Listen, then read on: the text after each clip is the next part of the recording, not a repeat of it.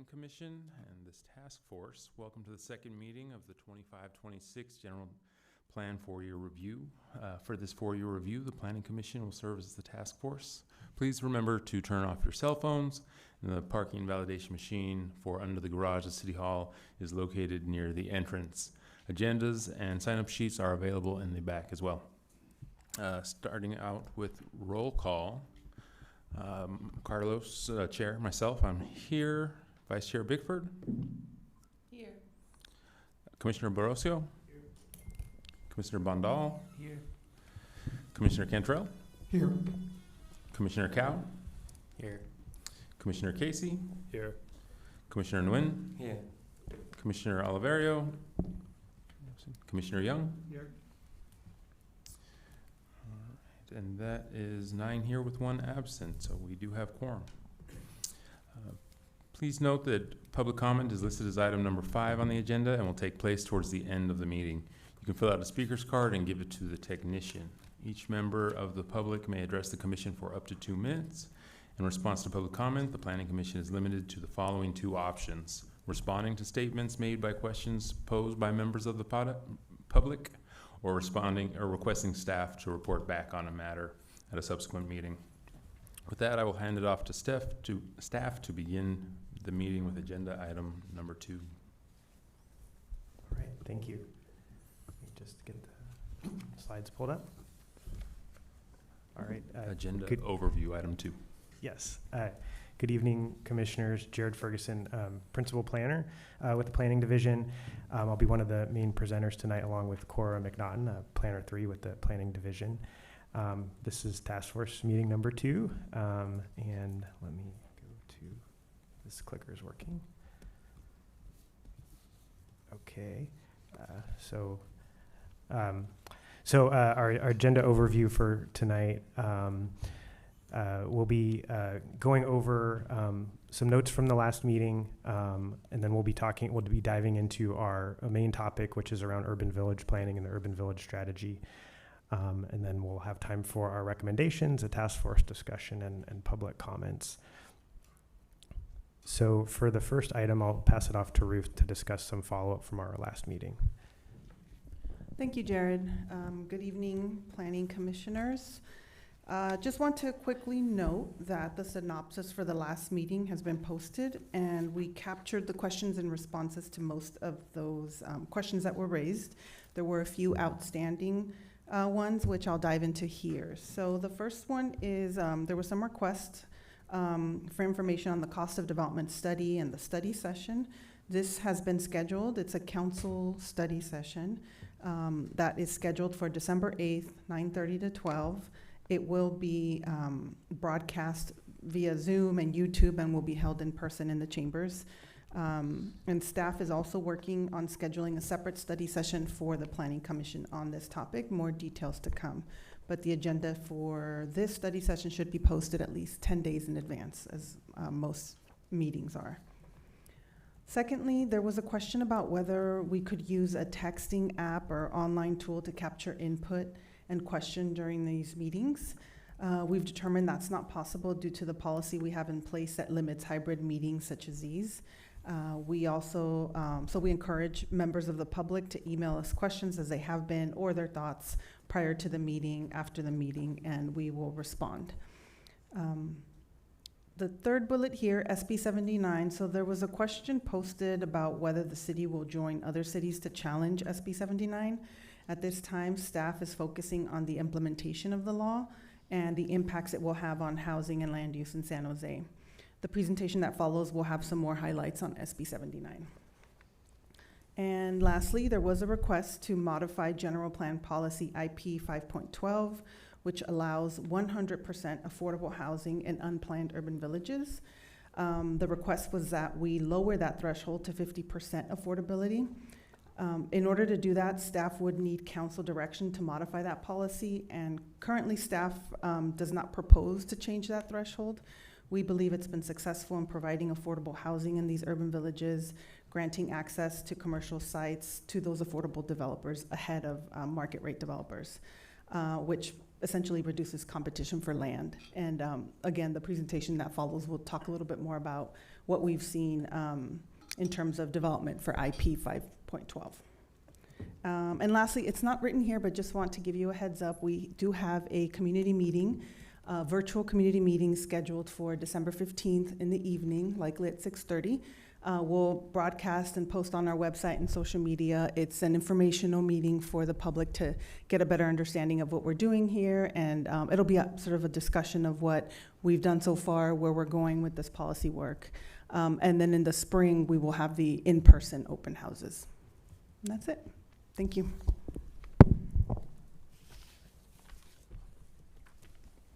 All right, thanks. All right, on to agenda item number 3. All right, thank you. Okay, so getting into the topic of urban village planning, just some background on that. So as we discussed at our study session, one of the major strategies in our Envision San Jose 2040 general plan is focused growth. That would both increase employment capacity as well as housing capacity in designated areas of the city known as growth areas. Establishing urban villages as growth areas is another major strategy in our general plan and a key means of realizing that focused growth strategy. The vision of these areas is that they would be walkable mixed-use areas where growth of both housing and jobs is concentrated.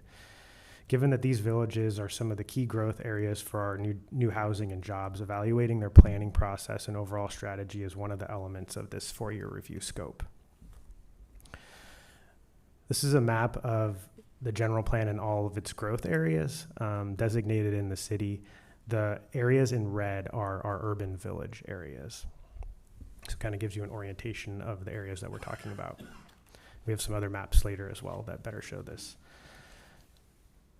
There are a total of 62 urban villages throughout the city. They're split up into 4 categories of village types. The types are related to the scale and location of the village. There are regional transit villages, and those villages located near high capacity transit, such as BART. An example of this type of urban village is the Berryessa BART urban village.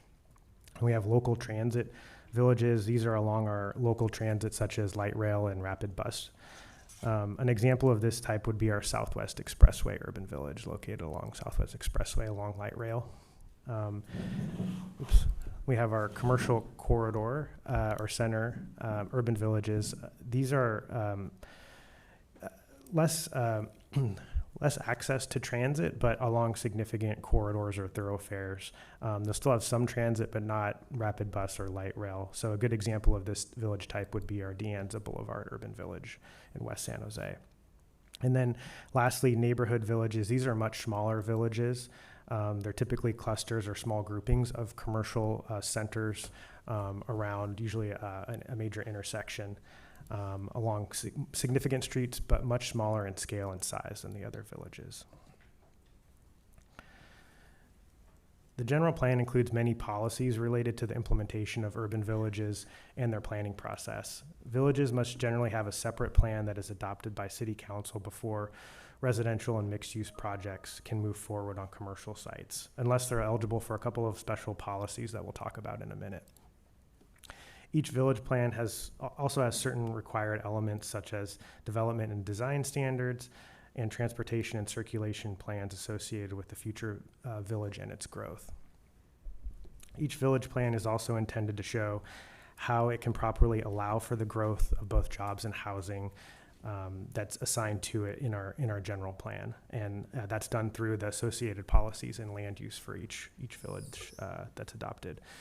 There's also an emphasis on community outreach that's tailored to each specific urban village plan to meet the local needs and how the village plan can meet the local needs of the community. So there are 2 specific or significant policies that allow for residential or mixed use to move forward on non-residentially designated sites ahead of urban village plans. About 80% of the land area in unplanned villages is commercially designated currently.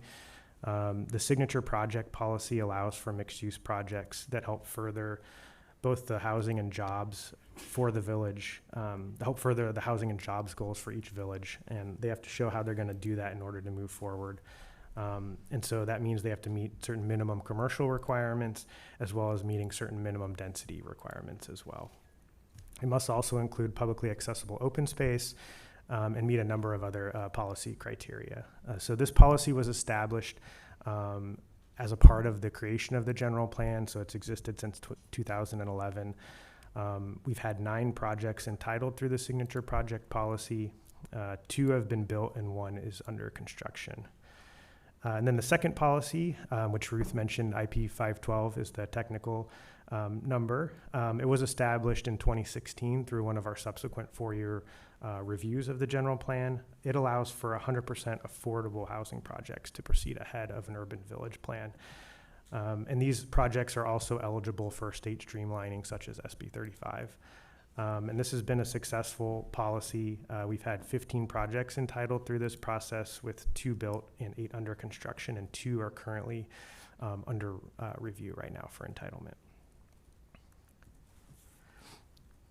There are 16 completed or adopted plans to date out of the 62. There are 2 currently in process, technically 3. Those are the Saratoga Avenue and El Paseo urban villages, which are being planned together in West San Jose, and then the Alum Rock East urban village on the east side of the city.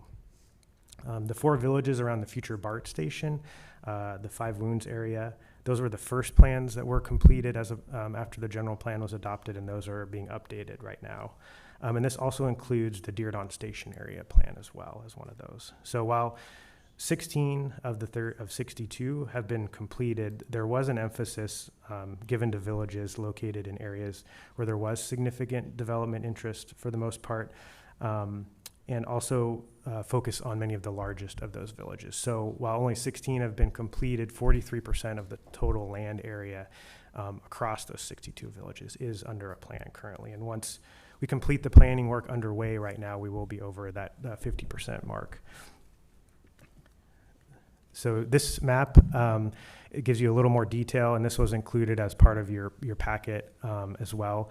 It shows in the shades of green here, either the adopted or in progress villages. And then in the shades of red are the transit, regional transit and transit corridor villages.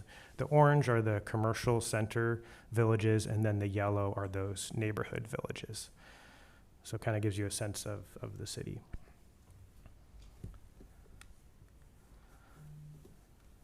So as I mentioned earlier, the general plan establishes required components for each urban village plan.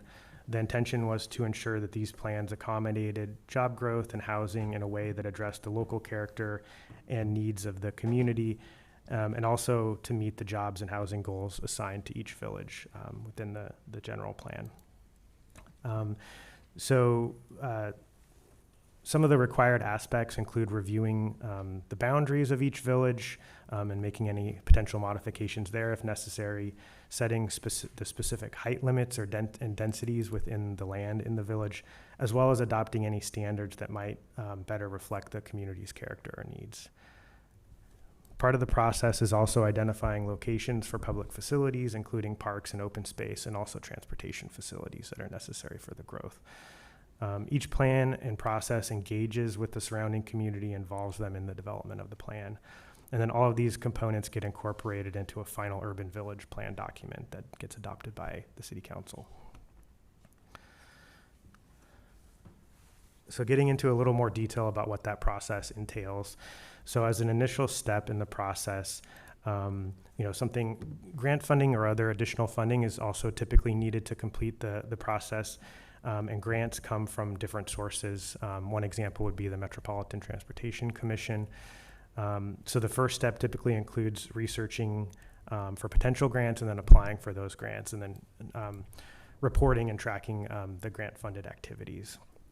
And then, as I mentioned, outreach is a key component of the planning process for the urban village. Outreach typically includes at least 3 scheduled public events or meetings, such as open houses, and it can also include additional activities such as presentations to specific stakeholder groups. In some cases, there can also be a citizen advisory group that meets and further informs the planning process. The Alum Rock East Urban Village, which is underway right now, has one of those citizen advisory groups.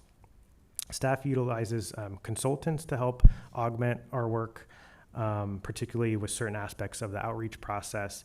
and to prepare technical studies or analyses as needed as well, such as economic analysis. This helps reduce the workload on staff, but it also does require staff time to manage that consultant work.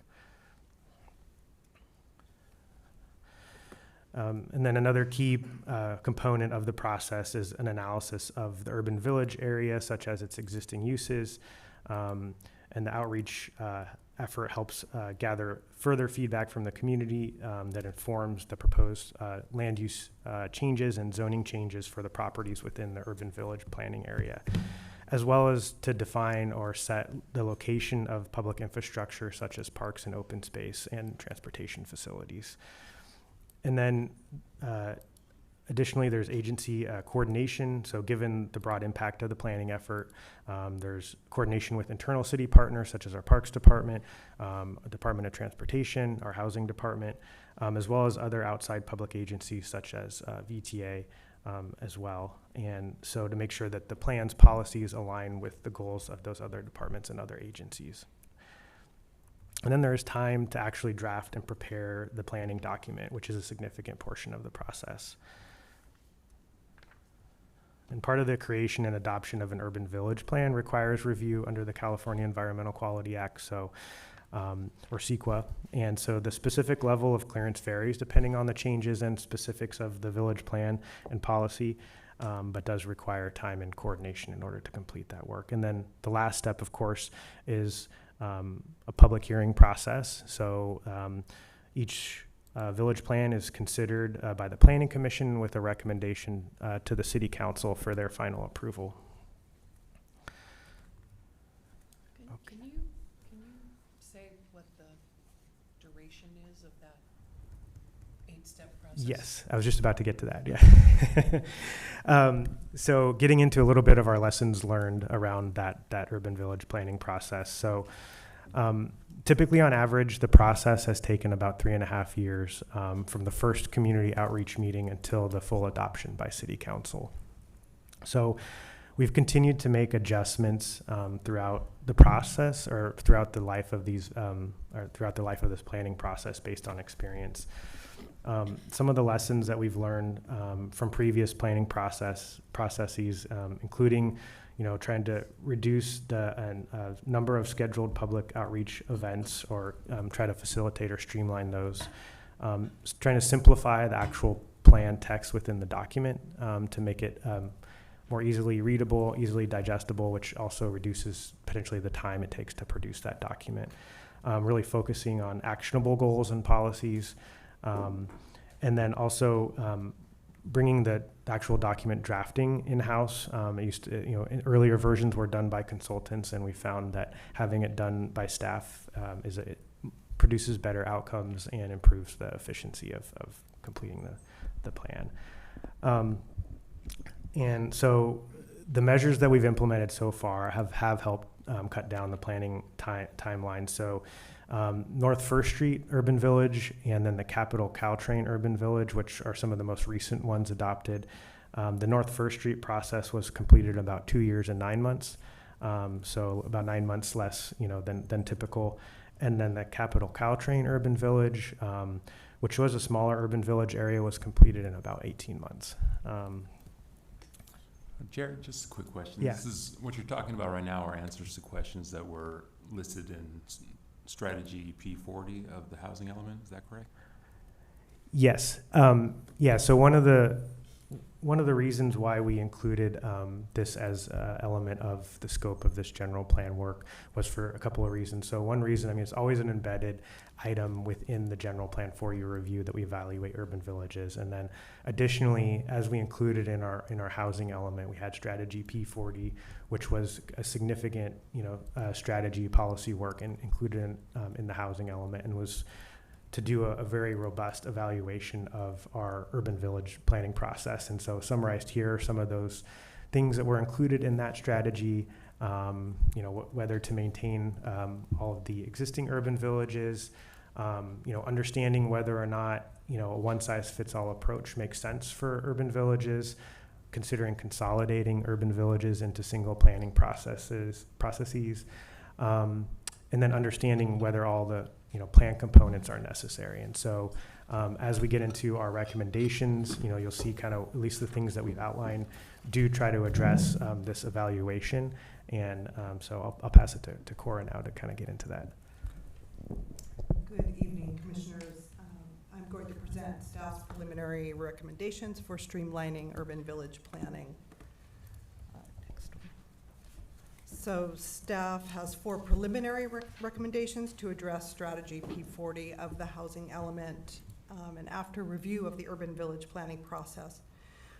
The first is consolidating the transit corridor urban villages that are located along the same transit line or within close proximity to each other into a single plan. The second strategy is to create a new streamlined planning process for neighborhood urban villages, which are the smallest plan areas. The third is limiting the outreach process for the urban villages that are planned using the conventional method to make the process more efficient. And the fourth is continuing to simplify the plan text to reduce drafting times. So the first recommendation, as I mentioned, is to consolidate the transit corridor urban villages for planning purposes. There are currently 16 transit corridor villages that do not yet have an adopted plan. So for planning, we are proposing grouping those urban villages into 6 plans, which would reduce by 10 the number of plans required. So the urban villages that are listed here with the same colors would be consolidated into one plan. And so here's a map that shows the location of the urban villages that would be grouped together. Planning for 2 or more urban villages at the same time will enable staff to look at similar development patterns and complementarities between or among the station areas. So starting from the north, in turquoise are the 5 urban villages on the blue line on North of Capitol Avenue, so those would be consolidated into a single plan. Also on the blue line and shown in purple on the map, the Kirtner and Capitol urban villages would be planned together. On the green line and shown in dark blue, the 2 Race Street Light Rail urban villages on the Southwest Expressway urban village would be part of the same plan. The 2 urban villages around Oak Ridge Mall, shown in yellow, would be brought under one plan. And to the east, the 2 urban villages on Blossom Hill, shown in red, would also be planned together. And finally, the Arcadia East Ridge and East Capitol Expressway Silver Creek Road villages, which are shown in green, would be consolidated into a single plan. So those are the 6 plans we're proposing. So moving on now from the transit corridor urban villages to the neighborhood urban villages, we are proposing that 2 of the neighborhood villages, the Hamilton Avenue, Meridian Avenue, and the Cooser Road, Meridian Avenue villages would be converted to commercial center urban villages and would undergo a conventional planning process to develop plans for each one. These are urban villages that we see that there's a high probability of redevelopment because of their size. There's a significant amount of commercial development, and the VMT impacts in those areas are average.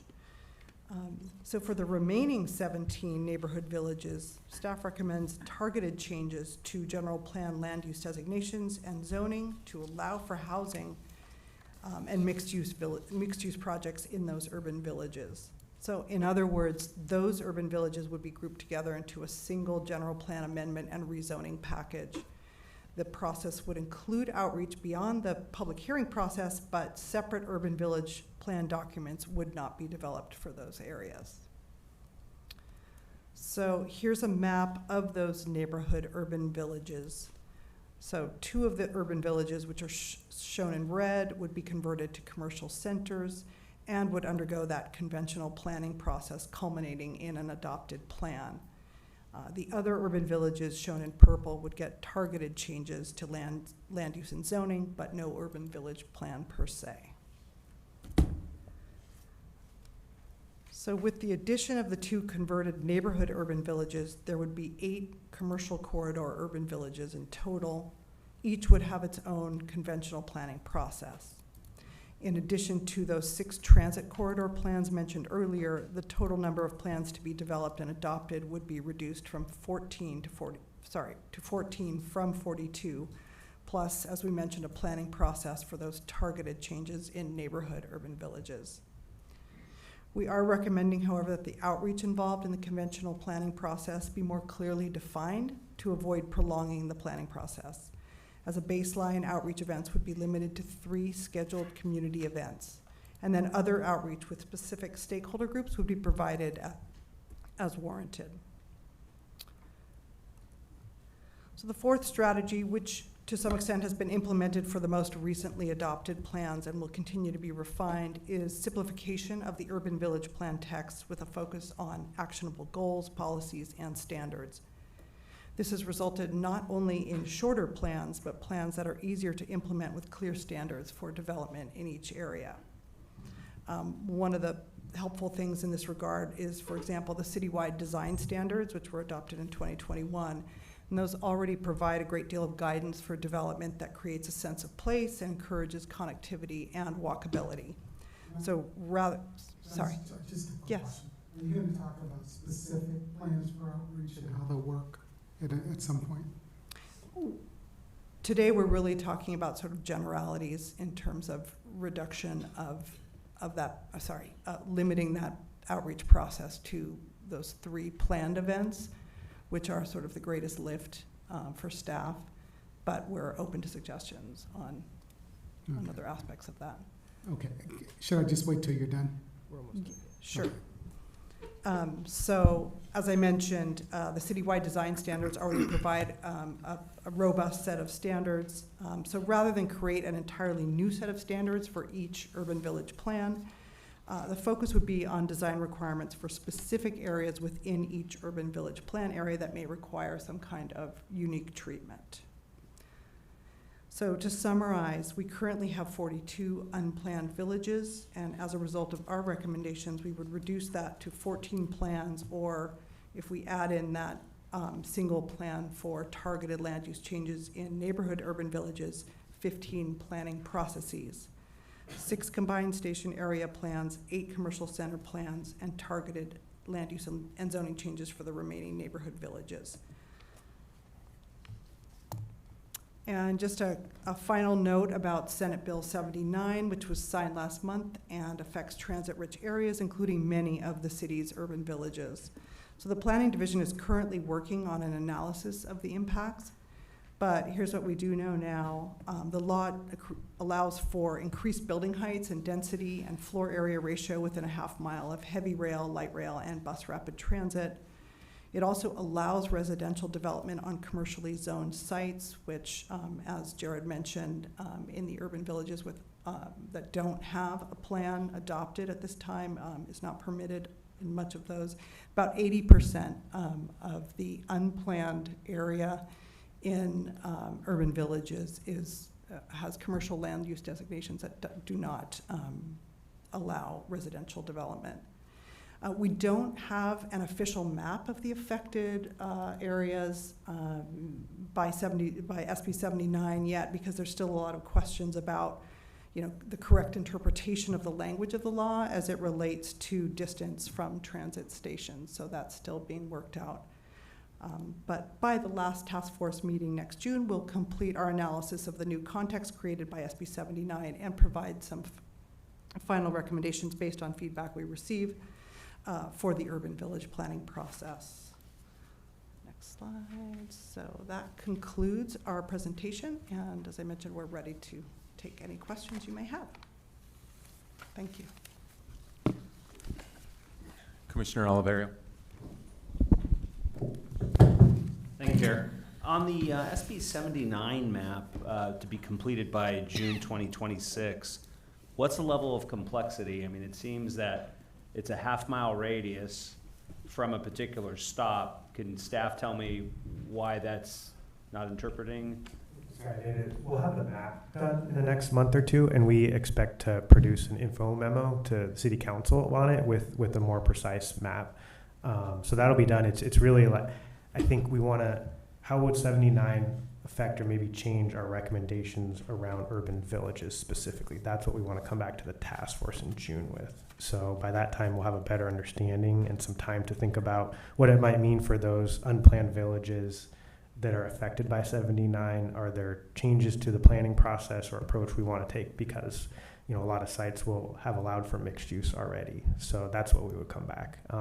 Now there is some complexity to the mapping because of how the radii are drawn because it's based on pedestrian access. And so in understanding which sites it affects. So that does take some time, but we should have it by January at the latest. So. And if you don't mind, so a bus rapid transit site or a light rail station, is it a question of where does the dot go? Like, is it at the parking lot of the light rail station, or is it at let's go bus rapid transit. I mean, it's a pretty small structure. Is it on the left side or the right side? I mean, what's the... Yeah, for those, it's a little easier. For ones where the access might be more limited, it's a little more complicated. So we're going to get to something, but it's not as easy as here's the center of the station, here's a radius around it. So but when the legislature votes on it, that's what they do, right? And then will the content also include, okay, here's a location, here's the radius, here are the number of parcels, that current number of parcels, let's just make up a number, let's say it's 300 units, housing units. But with SB 79, that might become 1,600. Will staff come back with a map that says, here's the map, and at all these various points, 1,600 here, 1,200 here, adds up to something large. Will that work contain that? Yes, so that and that's so as we're looking at some of the next topics around residential capacity and the growing residential capacity, Ruth and her team are already looking at that. They're actually the ones kind of helping prepare the map because we want to understand how the increases in density and increases in capacity affect our planned capacity moving forward. So that will, I guess, be another touch point in terms of this task force and SB 79 will be looking at what you're talking about in terms of how capacity's changed because of what the law does. Yeah, I think it's critical to know what that number is, because if staff has a goal of X and the current new state law fulfills 90% of it or 110% of it or 50%, because then you don't have to do other things. And I just think it just seems like it would be the most important. I mean, there's a lot of important things here, but it would seem to be one of the more immediate information finding facts that would be important for this update. So thank you. Commissioner Casey. Kind of a follow-up to Commissioner Alvaria's question about the half mile. It's part of the complexity. I think I heard you kind of say it as well. Is it the half mile as the crow flies, is the old saying, or is it a half mile in terms of someone walking out their door and getting to the station, which would make the map far more complex than just a straight line? It is as the crow flies, but from Okay. the pedestrian access, so defining what that pedestrian access is really where the challenge is. Okay. We have some ideas of how we would interpret that, but I think we're looking for guidance from the state as to how, you know, we don't want to start mapping something and then they say, no, it should be this one. But yeah. I just want to chime in on what Commissioner Oliverio asked. Is that information something you can also provide to the Planning Commission as you make it available to the City Council? Yes, definitely. Mm-hmm. Commissioner Cantrell. I'm not sure when we get to more specific details. I assume that's going to be much later in this process, or how are we going to inform that? How's that going to work? I guess which All right, details? let's talk about the urban villages and the neighborhood villages and density. Is there any change in densities? Are we still, what are we doing? Are you asking if there will be different densities across the different types of urban villages? We have the transit, we have the neighborhood urban villages. Mins and max. I'm trying to remember if we've done any neighborhood urban villages, but I think we will consider the context and what we think makes sense in some urban villages, maybe the neighborhood ones versus the transit. I think you can probably make the argument that when it's closer to like light rail or BRT, higher densities can be supported versus something that just has 1 or 2 bus lines. But that's part of the evaluation, and I'll let Jared jump in here if he has more. Like when we'll get that, we won't get that specific until we actually start that process for the neighborhood urban villages? Yeah, I think there's kind of two elements to it. I think getting to the more site-specific density question, that's more in the individual urban village process or for the neighborhood context when we go in and make those specific land use changes. Some of it will be addressed in the future conversation around capacity, because we will have to adjust or address what the capacity of each of those villages are. So that gets at density. It doesn't directly set a minimum or maximum, but it does sort of define what the future is like. So that's kind of the two avenues for those. Actually, you're hitting my specific question on the nose there, because I think there should be more flexibility than there has been in the past. Because one, market forces are important to recognize. And two, if we require such high density that it's all steel, or maybe we can consider dimensional lumber or something else to help get a kickstart. I'm just wondering how we're going to make those decisions and who will be involved in those decisions. Yeah, I think during the conversation a bit more about residential capacity, that would be something that we could discuss. I mean, we're certainly open to hearing conversations around as we talk about maybe the types of villages, maybe that, some comments to take in. I think, as Cora was alluding to, I think Ruth, we've only really planned one neighborhood village, and that was part of the 5 Wounds planning effort, which was, so they were always, I think, envisioned for slightly less density. If you look at the signature project policy, for example, I think it starts at 30, versus I think in other villages it was like 55 would be, kind of the threshold for signature projects. So I think those were always intended to be, a slightly lower, but having not gone through the planning process for one, it's never been that firmly defined, and we've never really set minimum densities per se per village. It's when we go in and do the plan and we change the individual land use designations that we kind of get into that sort of effort. So Okay, so yeah, I'm very interested in that process and how we decide that. I think you're right about certain villages or certain areas being different than others, and I think it's important to recognize that, specifically on minimum densities, because I think that's part of what locks us out of much development sometimes, that minimum problem. And maybe reserving some land for market shifts so that we can be able to build something and continue to build rather than just stop and wait for years at a time. But anyway, my next question has to do with the selection of consultants that you work with. How are you selecting consultants now, and what proposed changes are there in that process? So for the consultant selection process, typically for the planning department, we have a list of qualified consultants. So we just went through this process recently. And so they're consultants who specialize in planning and outreach. And so from that list, we typically do a request or a mini request for them. We write up a proposal, have them come with cost estimates, and then we go forward with the service order based upon their responses. So it's from a pre-qualified list. Are we still actively seeking minority consultants to participate anymore, or has Trump stopped the universe from working that way? So as part of our RFP, RFQ process, there is a local and small preference that can be applied to businesses.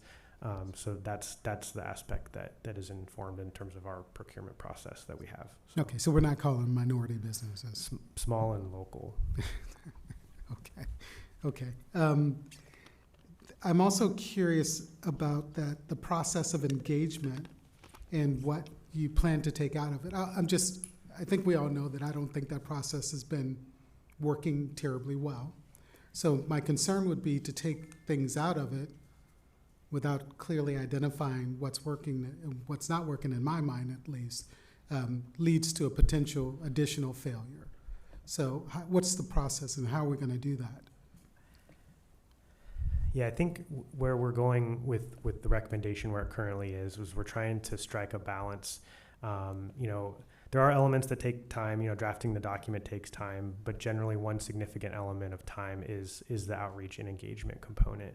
at least what we're defining here now, we're not going below necessarily what we've done in the past, but we're trying to articulate more precisely what the expectations are. So, our process has been typically that there's 3 kind of workshops or meetings, and that is the main body of the outreach or engagement component of the village planning process, but trying to be more upfront about that's kind of the expectation. We're still saying, in cases there can be justifications or warrant situations that warrant more outreach, but trying to just define it more clearly up front. Is there a minimum standard?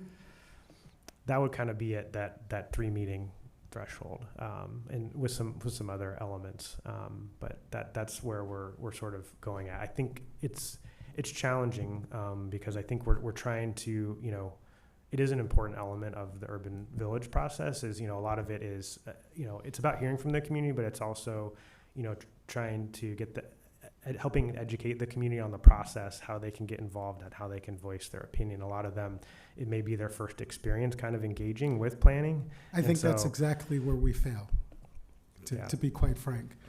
So in my mind, we need to really break that process down to make sure the engagement actually, one, includes different groups from the community, specifically marginalized communities specifically,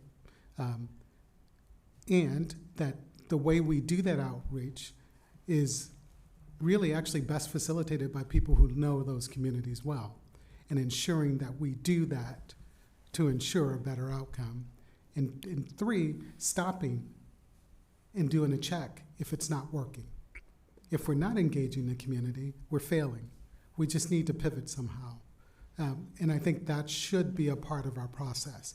If the engagement level is significantly low, something's not right. There needs to be an adjustment. Otherwise, we're just doing this stuff for ourselves and no one else.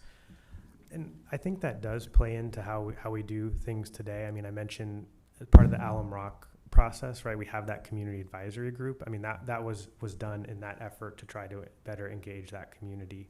But that's kind of the balance that I'm talking about, though, is that, I think we've always strived to do that, but then that's what can add time and complexity to the process, right? Okay. And so those are kind of the trade-offs that I think we're trying to highlight, right? Is that I think those are things that we as planners want to do, but then it can make the process go from that, 2.5 years to 3.5 years if there's added, time and. Yeah, I get it. We don't want to elongate the process too much, but we do want to actually have a process that's effective. True. Otherwise, Yeah, why agreed. bother? On that note also, when you're selecting consultants to do that outreach work, I know in the past, I don't think any case happened where a Black community organization was selected to do that work. How do we ensure that we're doing that?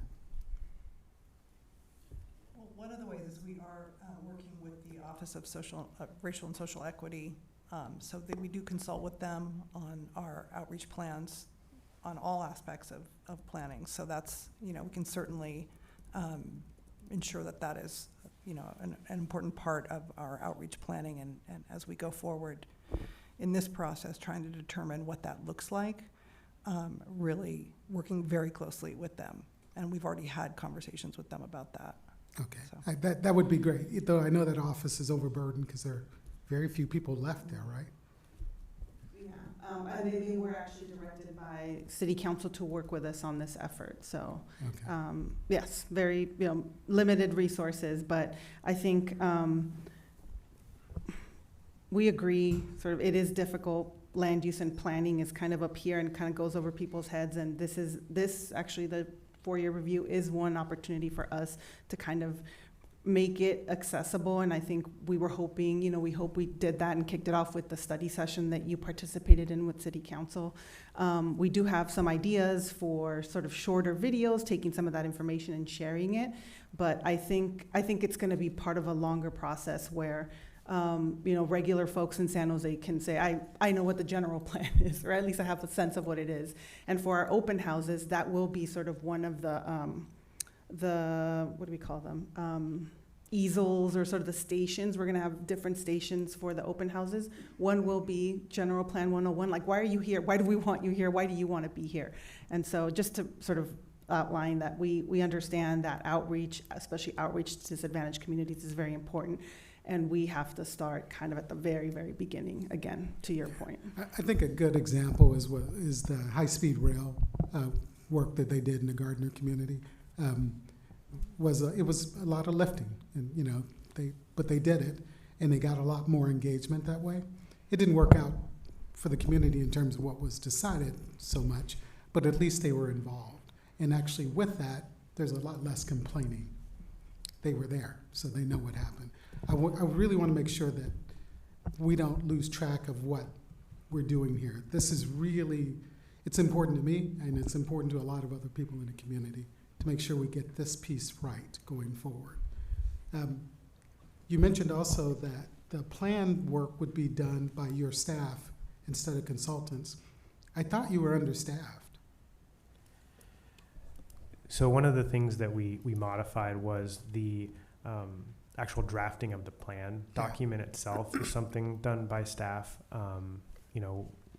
We could use more resources. Never going to say we couldn't, but that aspect is something you mentioned, kind of having folks that are connected with the community be involved. Our staff does tend to have that better connection and understanding, and so it's been actually more effective for that process to be done in-house, both for time and then for the actual end product has resulted in a much better product because of that change. So And that's you one don't of think those that's going to balances. cause any delays, staffing issues? So that was something we did for those last two ones that I mentioned that went faster. Okay. So it's been a change that's been beneficial. Just something I wanted to add to on your last comments too. One of the other resources available to us now through the city manager's office, they have a list of community-based organizations that we can utilize. And so that wasn't an urban village example, but on our work around the Pleasant Hills Golf Course guiding principles, we engaged two of those organizations as a part of that process to help reach communities as well. And so that's something that can augment a bit and involve those other community-based And at the same groups. time, specifically, that project had very little Black engagement. Yeah. Okay. Okay, I think that is it for now. Thank you so much. I just want to add something to what Commissioner Cantrell said, and that is that we're here in the heart of Silicon Valley, and I don't feel like we do very well as a community getting in touch with the people that live here using technology. And I'd like to see if we can find some ways for this outreach. I understand that it needs to be one directional and that people need to show up, but I think there are still ways to solicit input in more fashion than having 3 community meetings where we're expecting people to show up. I get that that's historically what we've done. We kind of live in a different time, and we ought to be able to collectively find some other ways to solicit constructive input from our community. So as a part of this process, we are looking at a vendor that offers a more unique or a newer type of online engagement. So I think it is something we would like to consider. I think I will say, just especially on kind of the long range planning efforts, and it varies for sort of individual projects, but for kind of the wider area plans, the in-person engagement really tends to be very effective in terms of having conversations and having deeper conversations around what's going to change in their community, what they want to see, and having a more prolonged back and forth. And so it's sort of trying to find the right balance, but I know from our experience that the in-person is very effective at kind of having those conversations.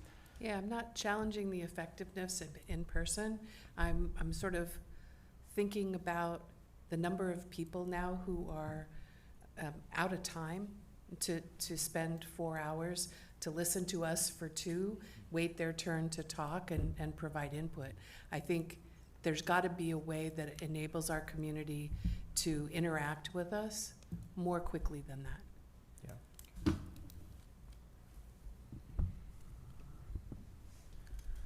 All right, I'll go. So we generally have 4 recommendations. So consolidate the 16 transit corridors into 6. Consolidate the way we are doing neighborhood urban village planning so that those are all the same. Define the outreach for conventional urban village planning. Was that not defined before? It had been defined in practice, but being very clear in our writing and maybe even in the general plan in terms of what the kind of standards are for that engagement and outreach process. And then the last one is simplifying the plan documents. And the goal of this is so that when we're kind of out of this bus cycle, when we start more into a bull cycle, we'll be prepared to get folks through the process for building urban villages more quickly, right?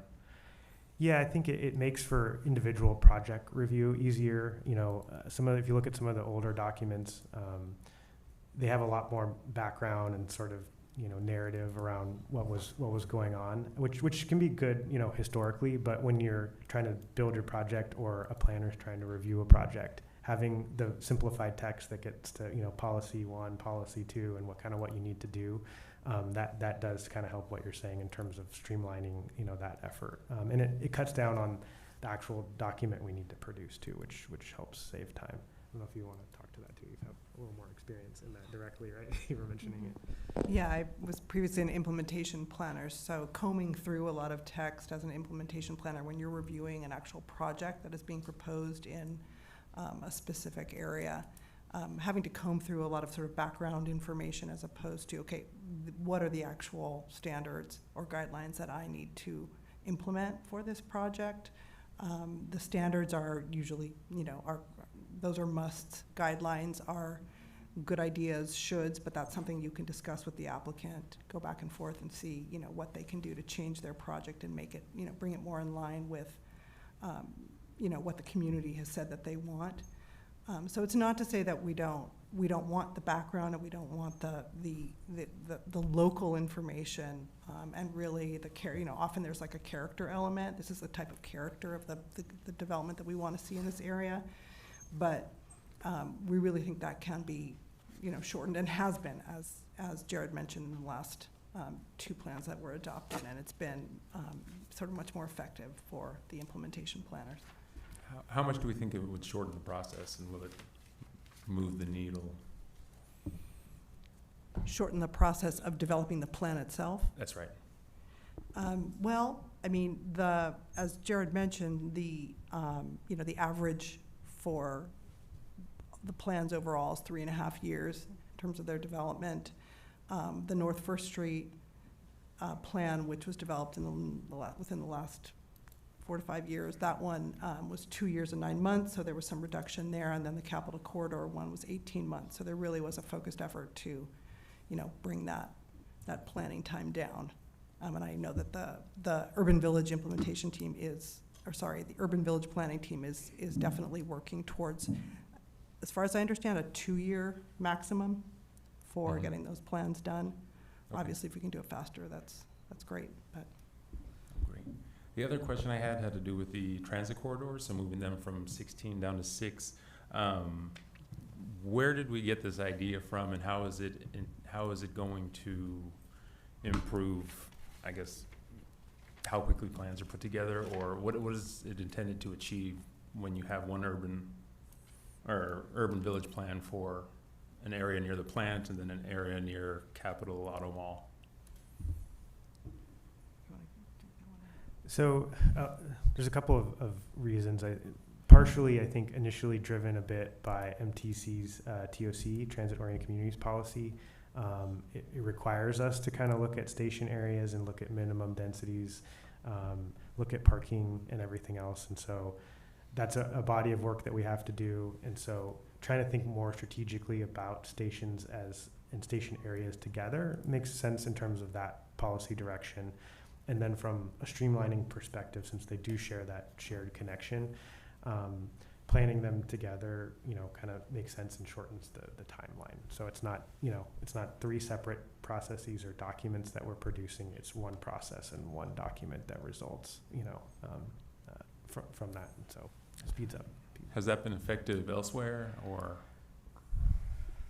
You know, we kind of have done other villages planned together. I mean, technically, Stevens Creek Urban Village was identified as 3 originally.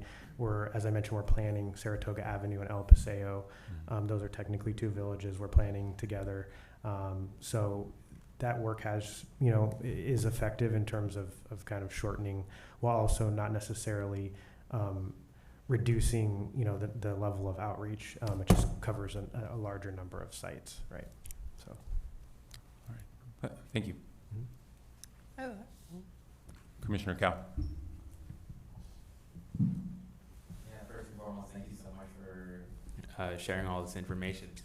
As the new kid on the block on this commission, I think a couple things stand out.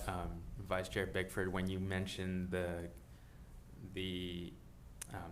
3 open houses as, like, you know, the only opportunities to get feedback, I wholeheartedly agree with that, because I know I have family and friends who live in San Jose who, one, either don't have the time to allocate, you know, to sit and listen to all of us, and then, you know, wait until an opportunity to speak for a couple minutes.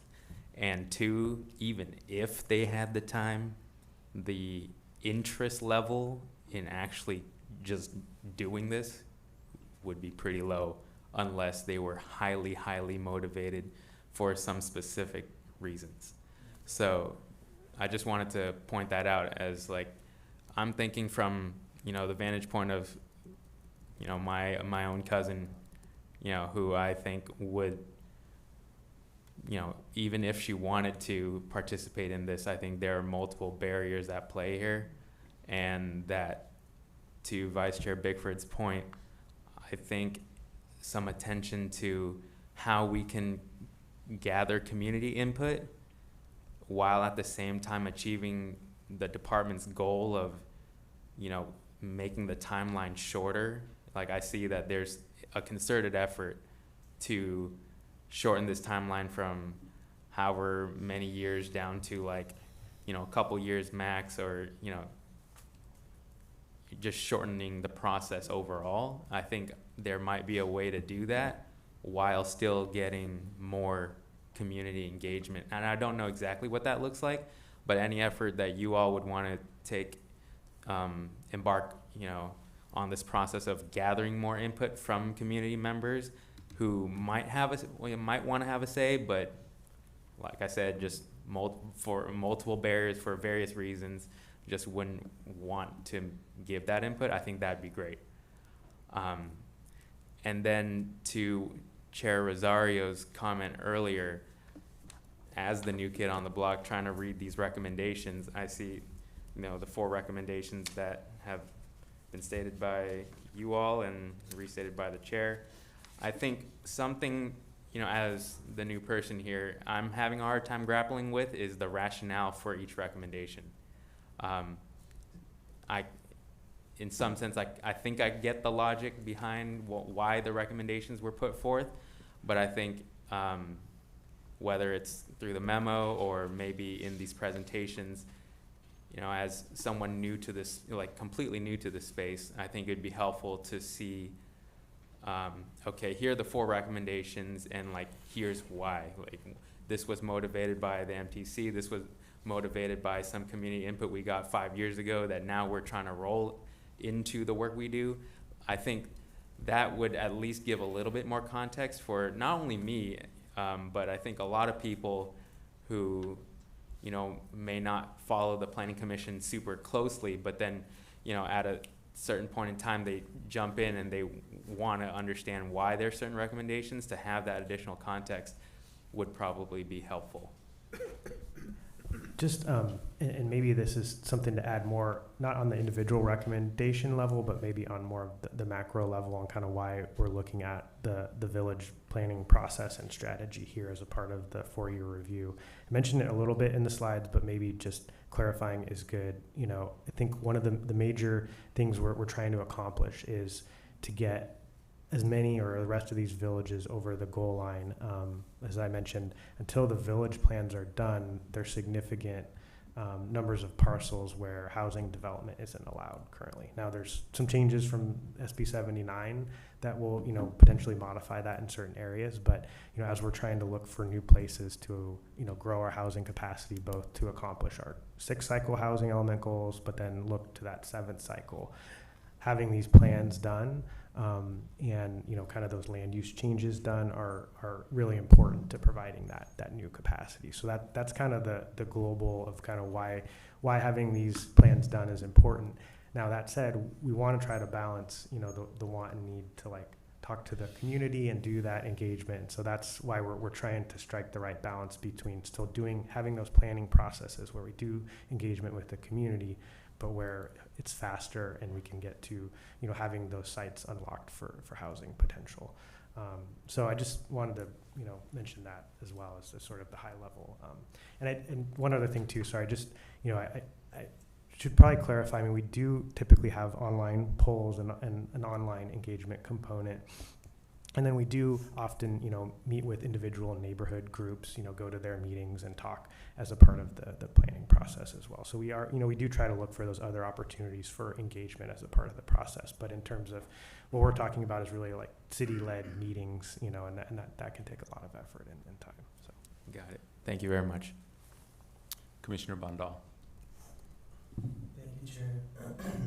Thank you for the beautiful presentation as well. I'll have to agree with some of the things that the new kid on the block had to say. More community engagement and more community input is always better. The more, the merrier. And we got to witness that last time in the first meeting when a few of the members of the public came up and spoke, and that there are some brilliant minds out there. So if we can find a different avenue to kind of incorporate them, I think it's a win-win for this 4-year review cycle. I have 2 questions. One's for Ruth and one's going to be for Jared. Ruth, you mentioned that on December 15th, there's going to be a virtual meeting. Are we allowed to attend? Because I would love to attend, just to sit back and just watch, listen. Yes, the commission may attend. Okay. And then what was the timing again for that? I think we're going to go at 6:30, but we will share that information on our website, and we'll be sure to email the commissioners so that you can save it on your calendar. Okay, beautiful. And then second question is for Jared. Jared, you mentioned that the 8-step process takes roughly 3.5 years. And then Cora mentioned that they're trying to reduce the time to maximum of 2 years. What's the cost per study? So honestly, we haven't actually determined that yet. Something we're still looking into. It's very complicated to go back over all of these processes over many years. We have to, just from an accounting perspective, we have to go back and look at all the various consultants that worked on these plans and then all the staff time that was involved. So we are looking into that, and we do hope to provide you with a response to that, but we don't have that information right now. Okay. In terms of, you're asking like what has been the cost per plan or what has been the cost overall? For the 8-step cycle that would have to go through. Yeah. Right. So it would vary by plan, but we're definitely looking into that. Sure. Okay. And then have the unplanned, I've seen this 15 unplanned, I think I've seen. Those studies have been done yet, or they have not been done? Because they're unplanned. So right now we have 42 unplanned 42. villages. Yeah, so those don't have any completed or council adopted urban village plan. So again, that means that most of the sites are designated commercially. Sites that are existing residential within the village have residential designations, but none of the sites that are commercial have mixed use or residential land use designations until we do that urban village planning process. Okay, so the study hasn't been done yet for the unplanned ones, right? That's right. Okay. And then the study hasn't been done because there's a budget restriction, or why hasn't the study been done for the unplanned ones? Just wondering.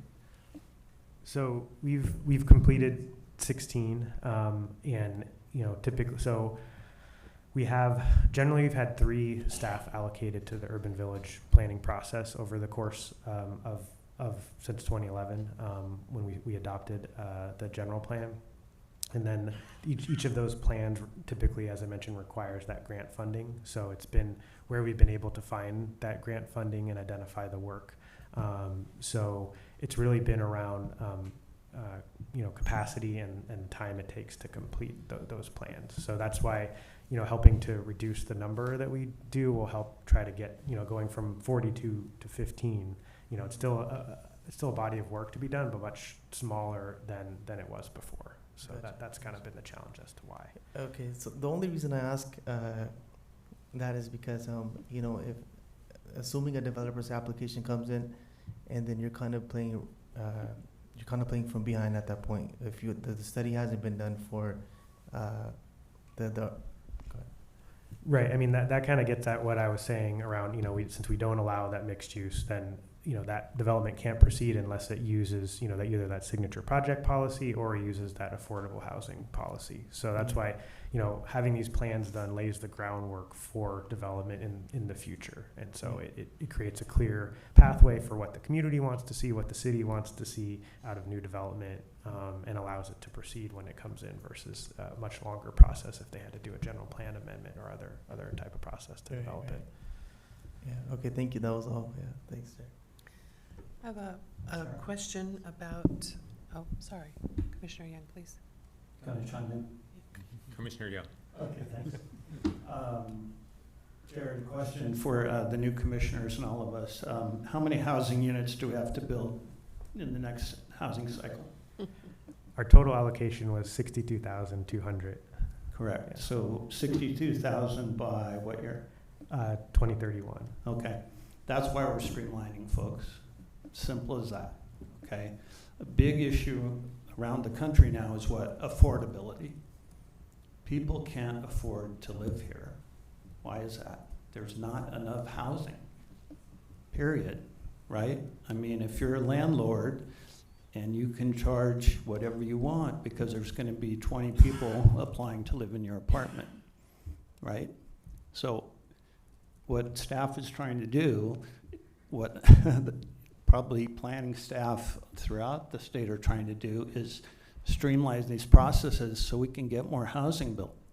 And the problem with the urban village process currently is you can't do that until there's an approved urban village plan. So I just think we need to keep in mind that word affordability.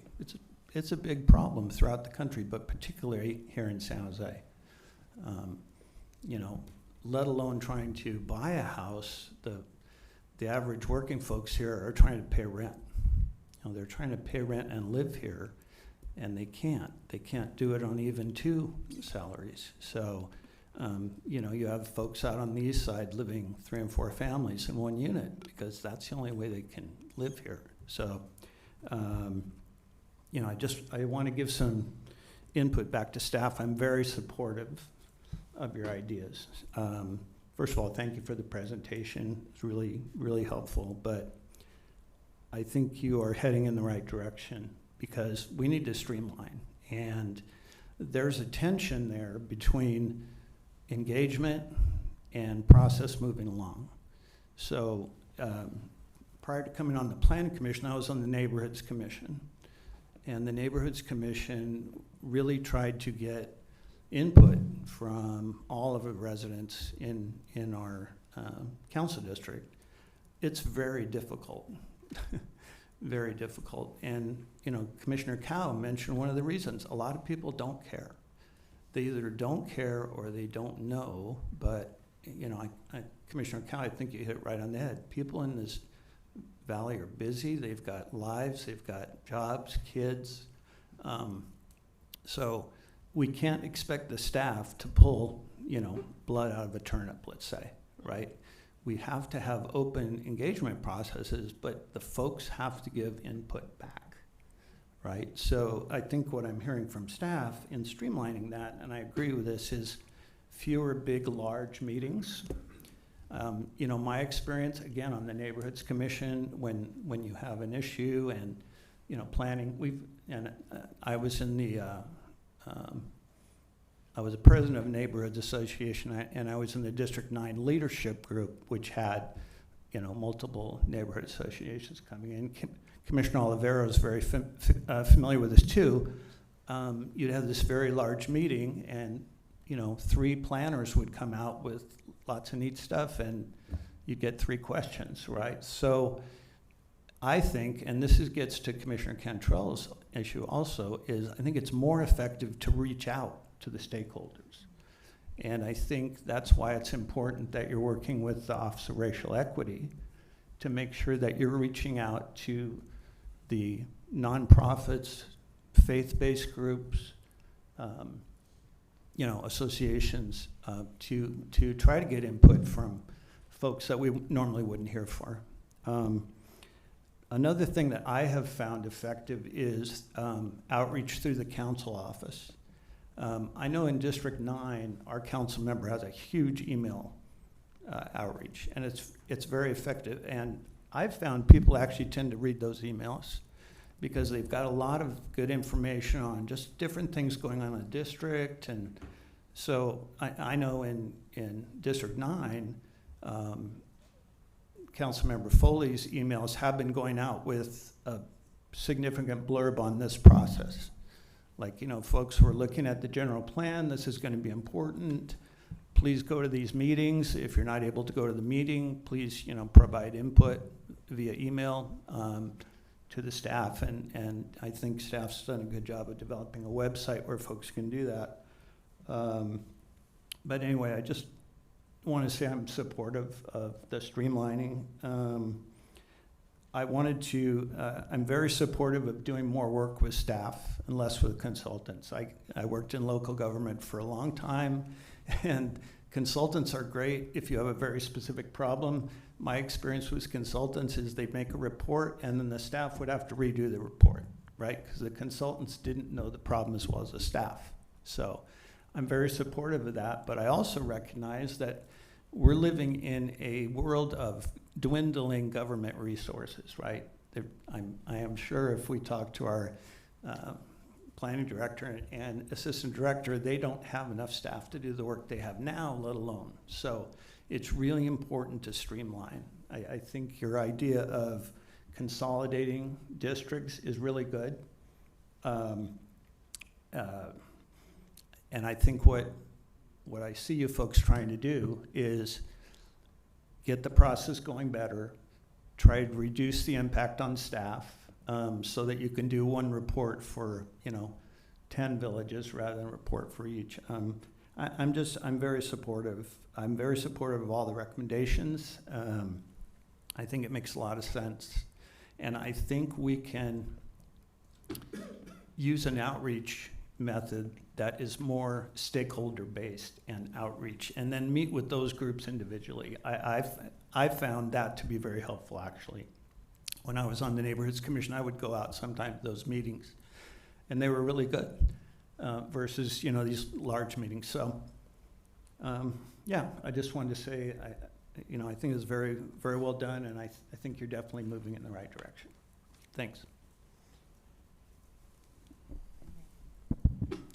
Vice Chair Bickford. Thank you. I agree with Commissioner Young. I think you're absolutely on the right track. I love recommendation number 1 specifically. I think it really gets to the heart of consolidation. I have a question about recommendation number 2 related to streamlining the neighborhood village planning process. Creating one planning process targeting land use and zoning changes for those 17 locations. My question is, does that mean you would undertake a single process and evaluate all 17 of them individually and make individual recommendations? Or are you going to lump them all together and say, it's a good enough WAG, we're gonna do the same thing at all 17 of them? It would be we would do it all under one process approach, but each village we would look at independently. Okay. So in some villages, there may only be 1 or 2 sites that make sense for a change. In other villages, maybe there's a lot more opportunity. That's why I'm asking. Yeah. I mean, Yeah. I think people in the community want to know that we are thinking about their neighborhoods as unique places. And I just wanted to make sure that was part of this single process. Yeah, one of the things to add, we spent a lot of time, the staff did, looking at these neighborhood villages. They're, it varies a lot because they're all a little bit unique, but in terms of opportunities, I mean, there's definitely some, but it's much more limited than when I think we typically think about an urban village, you know, like Saratoga Avenue or like West San Carlos. These are really small. Opportunity might be pretty limited in terms of, and oftentimes too, it's maybe the neighborhood retail that really serves that greater area. So, you know, to see that convert to housing or mixed use may not really make sense. You know, maybe there's some smaller periphery sites where it would make sense, but I think that's where we would go in and do that approach on each, but it wouldn't result in like a separate document, right? It would just be that those targeted Yeah, I zoning think changes. absolutely a single document, I think is the right way to go, and a holistic view. I just want to make sure we're giving sufficient individual character evaluation to the locations. Yeah. Thank you. Commissioner Olivera. To your comment, Commissioner, staff treating these all the same or different or their unique aspects, SB 79 doesn't care. I know. Yeah, so That's SB why I'm 79 asking. is, you know, that's what Yep. which I think is part of the reason for this consolidation, because part of it is SB 79 is going to lay out what's going to go next to these things. So that's interesting as it is. And I want to clarify, an urban village nullifies SB 79. It puts a protective barrier around it because the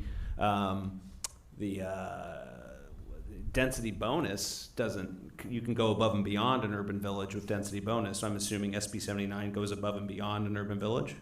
Correct. It supersedes our general plan or zoning, so which our urban village plan would be that, so. Okay, well, I think that's another clarifying thing.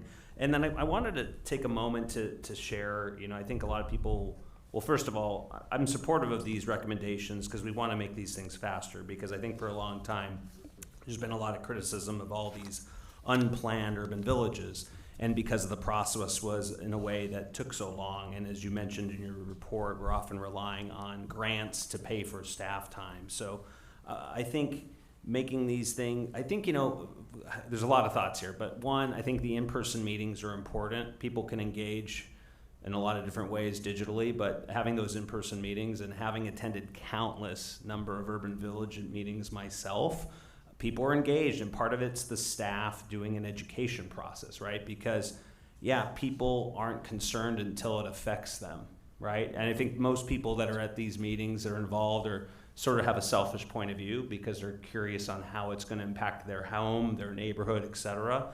And that's just where it is. Otherwise, there are other folks that are there for advocacy reasons, et cetera. So I think from what I saw, I thought there was plenty of engagement. Whether or not people got what they wanted was another story. I think where staff in the past maybe spent too much time was with these aspirational goals, where they really thought this whole thing was going to change, and they were going to get a park, and they were going to get a frozen yogurt, and they were going to get their brand of restaurant and a Gap, and that's not realistic. And I think to help things, staff just needs to be realistic. Like, here's the street, here are the heights. It's really simple. You know, this is what is potentially coming your way because either the general plan requires it, the RENA goals requires it, SB 79 requires it, and just get to people faster rather than I think how it's been done in the past. And I think some of the non-success of the urban villages have been non-CEQA clearance, right? The applicants still had to go through the CEQA process, which was incredibly long. And I think we had discussed, but there wasn't the money to do it, do CEQA clearance on the urban village. So every applicant can come forward and get approved right away because the CEQA clearance has already been done. You know, high interest rates, nothing's gonna happen. No pension fund, no sovereign fund, no bank is gonna finance it. So therefore the project stops. And then all these urban villages, there's not one big owner, right? These are individually owned parcels, often waiting till someone dies in a family before development occurs. So I think these are just long-term plans that we put forward, and when development occurs, it occurs. There may be a time, and that might be in the near future, where you're gonna get more development than anyone ever expected or wanted, but those are things that are bigger and above us. And I think on hiring consultants, oftentimes they are just a facilitator at the public meeting. I don't even think you need an outside facilitator. Someone in the planning department who's got an outgoing personality can just simply manage the facilitating process. It doesn't have to be someone we have to pay extra money to, and staff will get paid for those hours. And let it just be that it's a staff-led involvement, because I think, facilitators can be good or bad, but I don't want to get into, who that person may be. I just think it can be done by staff. Like the facilitator is not going to know the content area any better than staff, so it might as well be just a staff-led process. And then on the North First Street plan, did that get approved faster because state laws have changed limiting objective standards? Because there was less that you could do in an urban village when you did North First Street versus when you did urban villages 8 to 10 years, 12 years ago. That was part of it, but it was also, as Cora mentioned, coming after our citywide design guidelines. So there was a real effort to really shorten the document. So it kind of predated a little some of the housing stuff that superseded us for the most part. So it's kind of a combination, but really, trying to simplify, streamline the document itself and rely on those citywide design guidelines. And then would you equate the Alum Rock form-based zoning process as the same amount of effort or as an urban village? Because you had community meetings there, but it was really simple, form-based, this tall. It wasn't so much into all these, these thick books that you were talking about, the history and details and things that will never happen. The adoption of that predates, I think, at least Jared and I, as planners in the department, but it's something that lives in our zoning code. There was no actual document where you have the history of the neighborhood. But however, since then, we did adopt, or the council did adopt by resolution, I can't remember the name of the document, but it was sort of like the community's wishes, the guiding principles for Alum Rock. Again, they're guiding principles, sort of guidelines, and not really standards that would hold developers to. Yeah, and then finally, in your simplifying the urban plan village documents, you could just throw that thing into the latest technology of AI and say, make this 4 pages, and it'll be done, and maybe people will view it because it's achievable versus 200 pages. So appreciate it. Thank you. And are we taking motions in these hearings or just simply listening and that's it? Okay, thank you.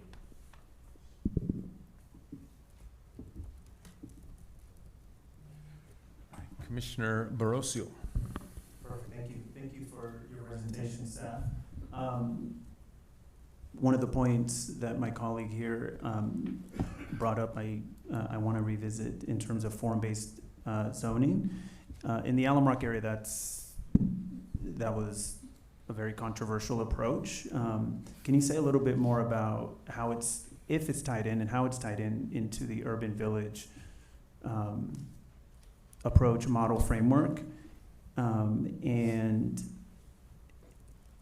what we learned a couple years ago in terms of the need to create some guiding principles? Is there any lessons learned that are being carried over?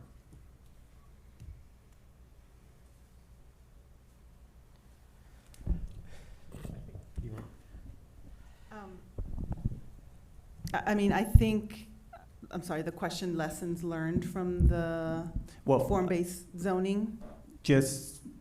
Maybe just paint the picture if it is connected to urban villages, or if form-based zoning is a separate thing that sometimes gets lumped into urban villages just because either proximity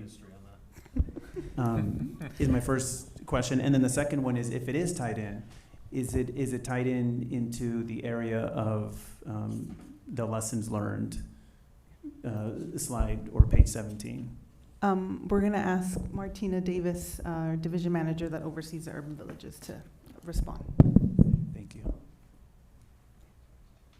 I think it's on.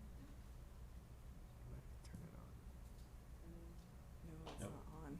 Yeah, Martina, I think you need to There's sit an empty seat here.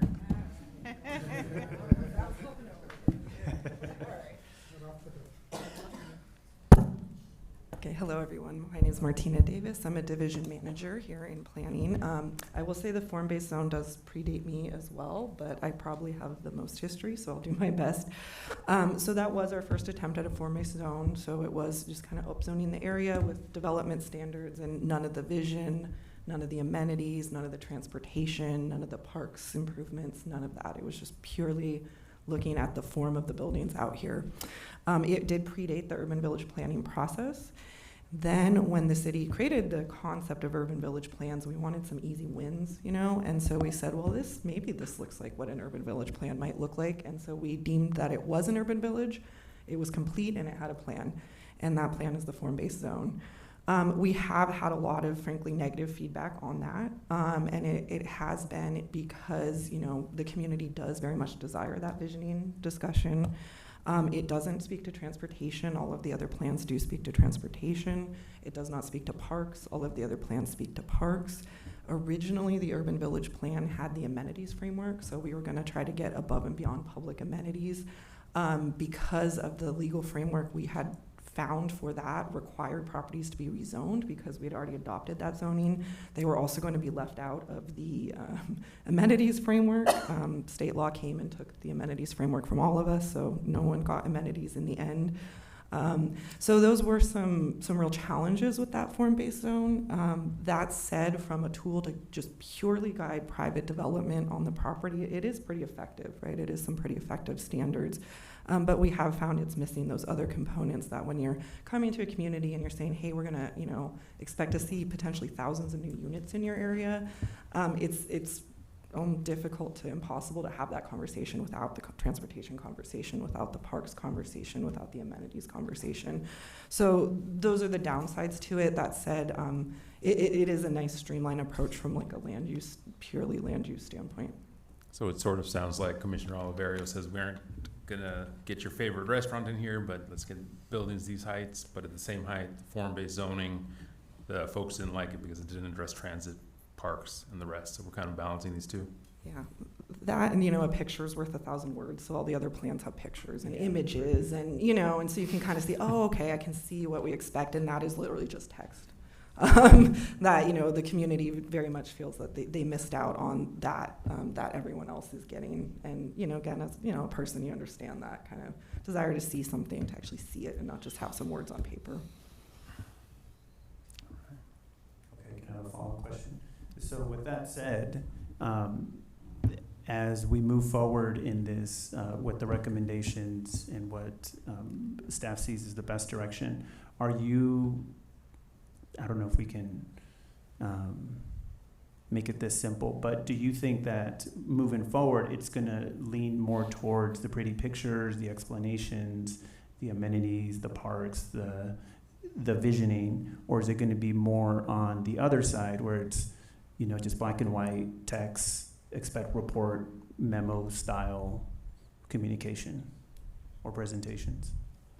Somewhere in between. Yeah, that's right. I think it's a balance. It goes to the balance that I think we've been talking about around wanting to both discuss and educate the community and then also try to streamline the process. So we need to provide some certainty to developers and folks that want to redevelop their property of what they can do, but we also want to engage the community. So I think it does, we're trying to strike the right balance between the two. If it goes one way or the other, it hasn't been successful in our experience, right? So we want to try to strike the right balance between the two.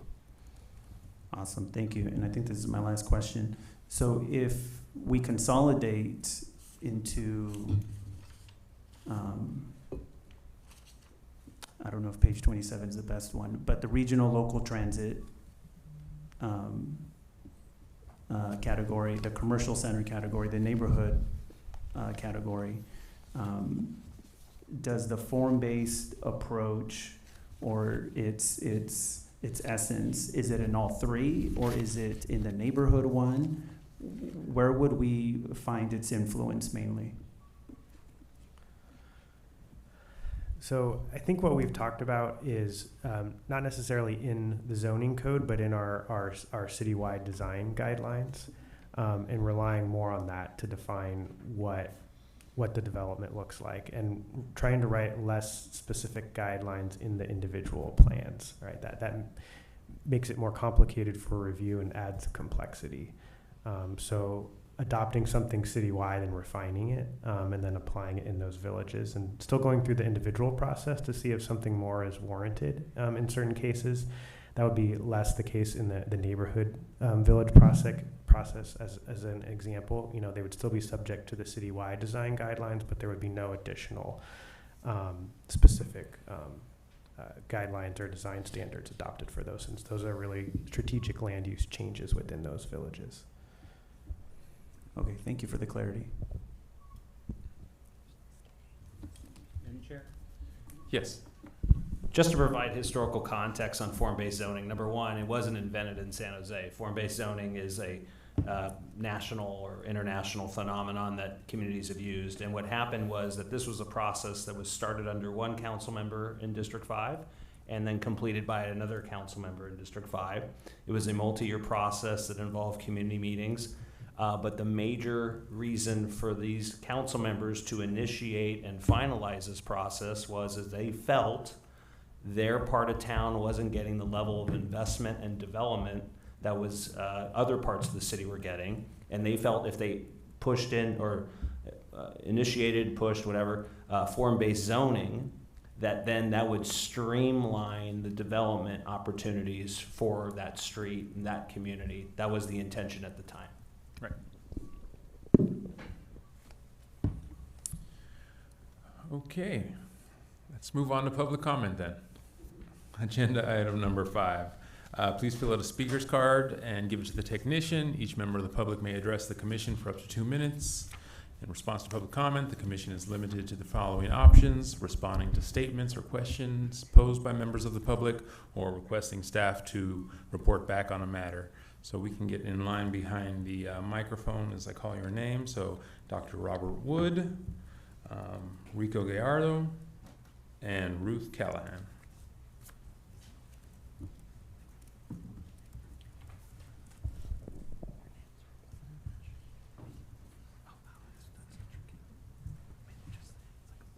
I'm Robert Wood. I'm the chair of the Housing Committee of the California Faculty Association, San Jose State Chapter. 9 professors, 3 of them from urban planning. And we're dealing with something that's a little bit strange in the presentation today. I showed last month with this slide, this chart, that the plan that we've got is pretty much a failure because housing declined dramatically as soon as the plan took effect. That's why my teachers union members are suffering. That's why the homelessness has risen so much. And I believe that city planning really does understand the need to facilitate more housing, but they've focused today on extending a work that's been pretty much failing. In the 43% of the urban villages that have been planned out, they're not really producing housing. And our perception is that the key reason for that is overwhelmingly in those urban villages, city planning has been requiring 50 units or more per acre, which is taller buildings than San Jose is used to. Those are great where you can do them, but most people in San Jose haven't been able to afford them, and it's clear from slide 10 of the city planning's presentation that they focused on the villages that were most likely to be able to afford those high-density areas. As we move into the planning of further villages, they're in places where people have even less experience with paying high rents. And so therefore, we're going to advocate building at lower densities to allow for lower costs. At lower densities, you can build mostly with wood or with low-cost modular approaches. City planning is going to need additional resources to fix the plans. It has to thoughtfully identify where 50 units per acre can work and where setting a lower minimum, allowing cheaper, mostly wood construction to work, is going to happen. There are, in fact, quite a few sites available in And that's been 2 minutes. south of, yes, okay. There's quite a few sites available. These are going to sit unused if we don't have appropriate density requirements and not excessive density requirements. And I understand how much pressure and how much difficulty that is for the city planning. And if it results in ABAG pushing too high a goal for the next round, professors will try to stand behind how stupid Thank that you, is. Dr. Wood. Thank you. Mr. Gallardo. Good evening, ladies and gentlemen of the Envision San Jose Task Force. My name is Rigo Gallardo. I'm a field representative of the NorCal Carpenters here in San Jose. As San Jose begins to plan the future of development, let's not forget about the men and women who will be building these structures in our community. Let's not overlook the importance of strong labor standards, standards that reflect our city's values and our commitment to fairness. Good labor standards such as healthcare, local hire, and apprenticeship are not just policies, they are foundations of responsible growth and the key to ensuring that progress benefits everyone who calls San Jose home. Healthcare must be at the forefront of any development that receives city support or tax exemptions. The workers who pour the concrete, frame the walls, and bring these projects to life deserve access to quality healthcare for themselves and their families.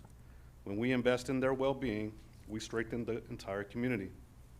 Local hire is equally important. Our residents, the taxpayers, and the families who live here should have the opportunity to work on the projects that shape their neighborhoods. Keeping those jobs local means keeping paychecks in our community, supporting local businesses, and building a stronger, more connected San Jose. Apprenticeships are the bridge to our city's future. They provide young people and career seekers with real training, mentorship, and the skills they need to succeed in the trades. These programs ensure that San Jose continues to lead in innovation and opportunity while giving workers a pathway to stable middle-class careers. By adopting area standards that include these principles, the Planning Commission can ensure that development in San Jose is both ethical and sustainable. These standards don't slow progress, they make it stronger. They hold developers accountable, ensure quality workmanship, and guarantee that public investment truly serves the public good. So I ask you today, as you plan for the future of the great city of San Jose, stand with the working men and women who build it. Let's make sure San Jose grows responsibly, built on fairness, opportunity, and respect for those who make it all possible. Thank you. Thank you. Next will be Ruth Callahan, followed by Bob Levy and Larry Ames. Good evening. My name is Ruth Callahan. I am here representing the Cooser Woods Neighborhood Association, and I wanted to speak to the first process, the area analysis. And when I came tonight prepared to speak, I was going to speak about the Cooser Urban Village. That is 60 feet, okay? It's a beautiful Princeton Plaza Mall. It's a very important part of our community.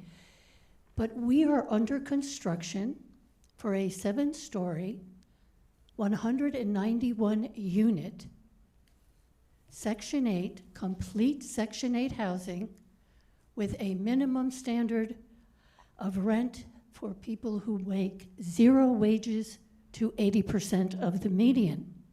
This is going into a neighborhood of single-story, single-family homes, and I came here in the state of shock when I realized that this Cooser Urban Village is out in the middle of D9 and there's no one else around us. I think we've been targeted unfairly. Now you tell me it's going not to be an urban village, but a commercial village. You've defined 3 different kinds of villages: urban villages, commercial villages, and neighborhood villages. I would like to know from any commissioner here exactly what those definitions mean and how they will affect a very small community of single-family homes in Cooser and Dentwood. Could a commissioner explain to me what the reassignment of the Cooser Urban Village to the commercial means? Thank you for this time. Could you go ahead and define that? I think it's actually a transit corridor, urban village? The Cruiser, it was a neighborhood That'll be village. Princeton Plaza, where they used to have the Mervins. I think the 27 goes from there to Oak Yeah. Ridge. So it was one of the neighborhood villages that we're proposing would be defined as a commercial center, which means it will get its own individual plan and is not one of the neighborhood villages where we would do the strategic changes to. We thought, given the size and location because of that mall, that it should remain as an urban village plan that gets its own urban village plan. So You're gonna have 9 and 10 stories? So What is it? it would actually be more, there would be more input and it would have its own plan as opposed to the more consolidated plans, or the plans that are all the same, right? All right. Let's see, Ruth, Bob Levy. Yes, good evening. My name is Bob Levy. I'm currently a member of the Santa Clara County Planning Commission, former member of this commission, and have served on both the county and the city's general plan task force. The urban village process is a wonderful process. It can create walkable, rideable communities that are densely populated and have plenty of amenities. Urban villages, however, require detailed planning to fulfill their promise, identifying where to site different land uses, how to effectively link transportation networks, and where the park's gonna go. Acquiring additional parkland within the city is extremely difficult. This is the one rare opportunity where parkland can be acquired to mitigate the impacts of development. Successful urban villages also need to seek out and incorporate the needs of the community. Comprehensive urban village planning requires opportunity sites not get developed prematurely. They need to follow the signature project guidelines. Focusing too much on streamlining the process, limiting public input, merging urban villages, prematurely allowing development in key opportunity sites, and ignoring park and recreation opportunities really is going to result in a lot of lost opportunities. This is exactly what happened with the Saratoga Urban Village Plan. 2 urban villages were merged, and one of them was the Westgate area, which had incredible opportunity sites, and it's been watered down by looking at all of Saratoga at the same time. The planning process has been extremely limited. There was really only one public meeting so far. The second one was a complete waste of time. It was just writing questions on a card and having them answered, very limited, in a limited way. And there's no parkland being planned for. There's 1,600 new units and 0 parkland. So the urban planning process can be wonderful, but it has to be done in detail. It has to encourage public input, has to provide for adequate parkland, and it has to be able to use a signature planning process so that it's not developed prematurely. Thank you. All right, Larry Ames, and then Harry Neal and Ken Hiddlemeyer? Hiddleman. So hi, Larry Ames here. Urban villages are a key feature of the 2040 general plan. They're planned to be walkable communities and transit nodes, high-density housing to absorb the much-needed demand so that the established housing stock and existing communities can remain undisturbed. But as we found out the hard way in District 6, you need to have, at Ray Street in San Carlos, you need to have quantitative specifications. The state law does not allow for the enforcement of guidelines or qualitative requirements. You can't just say it has to be designed to fit in. You instead have requirements that it be less than X feet tall or less than 50%, Y percentage floor space or whatever. Also, as the District 6 thing we found out, ended up having a parking lot and just a fast food restaurant in a place that was supposed to be high-density housing because we did not have the quantitative requirements. Urban villages also include amenities, including parks, and the high-rises will probably have swimming pools and barbecue places and rooftop gardens and so forth. So they have some amenities. The challenge is the interface between these urban villages and the surrounding neighborhoods. How to deal with having a high-rise in the backyard of somebody's just back behind their back fence. So you need to have some type of transition. The solution is to have a buffer zone, a transition zone around these urban villages, a block or 2 wide, where you have mid-rise housing. this can provide the missing middle housing land with both between the affordable land and the high-end luxury housing. Give them the options. They don't have to sell and make the mid-rise housing there, but if they want to move, they can sell out and do that. And these things definitely do need to provide parkland because they will probably not have backyards. They probably won't have swimming pools and so forth. So you have to design this middle range buffer. All right, and that's been parks. 2 minutes. So, as I say with everything, every time I speak, you need to have some parks. All right, thank you. Thank you. Harry Neal.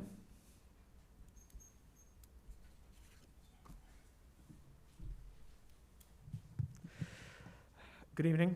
My name is Harry Neal. I'm a member of VTA's Citizens Advisory Committee, but I'm here on my own behalf. I'm not representing them. A couple of things. One, I remember at last month's meeting, one of the discussed topics was simplifying the urban village process by removing a dedicated urban design guidelines for urban villages and just going by citywide guidelines. That I strongly support where possible, unless it's somewhere like a Little Portugal or a Japantown where you have a specific architectural style that you want to honor a community. In that case, sure, go for it. But with urban design guidelines, generally, whether for an urban village or for citywide, please make sure that we are simplifying them as much as possible. There are a lot of frankly ridiculous requirements that disallow existing buildings. They would not be able to be built again under the current guidelines we have. For affordable projects, before a plan is fully complete, I recommend reducing that threshold for anything under 80% AMI. That would be reduced to a 50% threshold. For anything under 60% AMI, reduced to a 25% threshold for affordability of that project. Highly recommend strong incentives and aligning incentives where they already exist and aligning fees where they already exist to push for redevelopments of parking lots within urban village areas. Lots of North First is guilty of this. Lots of the Tasman corridor as well is guilty of this too.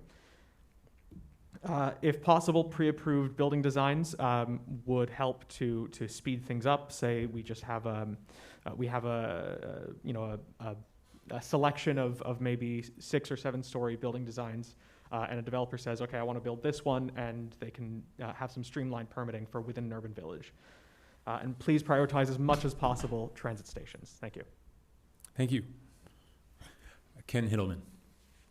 Hi, my name is Ken, and I'm very supportive of the idea of, getting lots of housing out there and getting it out there quickly. But I was a little concerned with what I heard tonight about, in the street. I think it's good to streamline, but from the specifics of streamlining for, basically reducing the amount of community involvement, I don't think that that's the best approach. I mean, I think it's good to make it more efficient. But all I heard in terms of specifics was reducing the input. I'd like to hear some specific steps forward, and maybe the existing idea of meetings, yes, may not be the most efficient, but I'd like to hear some concrete other things that are being done. I heard a couple of ideas, but nothing specific in terms of how to get better outreach and get the involvement in there. And I think it's important to get the outreach input early, because if you create a big plan and then you go for the outreach, all you're going to get is negativity, where it's like, okay, you have this great plan, but it doesn't match what we want to do. And then you have to go back and replan. Had you gotten that input earlier, maybe the original plan could have been molded along the way and could have been a better plan. Thank you very much. All right, is there anybody else that would like to speak? Okay, in that case, we will adjourn this meeting. Please make note that the next task force meeting is scheduled for Wednesday, January 21st at 6:30 in the same room. The meeting is adjourned. And Director Burton, I would love to see your list of outgoing personalities within the housing department to make the study sessions a little bit more exciting.